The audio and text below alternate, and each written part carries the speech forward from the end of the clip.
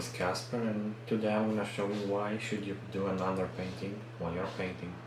In a second I'm gonna show you why and how you could use the underpainting, and also how I used it in my previous paintings, so check it out.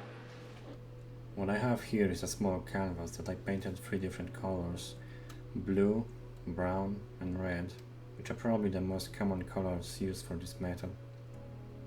Once I've got the squares painted, I will start doing some lines with green paint and then some other colors.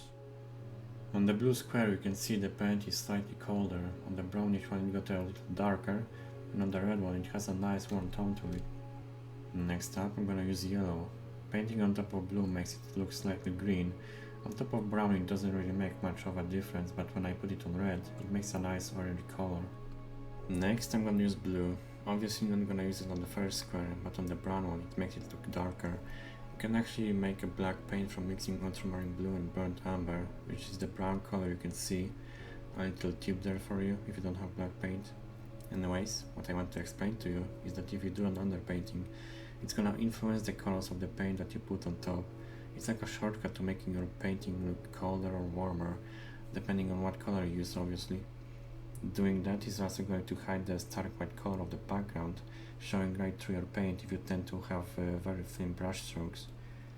I hope this video helped you a little bit and you learned a thing or two that you can implement in your next painting. Now comes the part where I use this technique practically, creating a landscape from a video game. Again, my name was Casper, thank you for watching, and I will see you next time.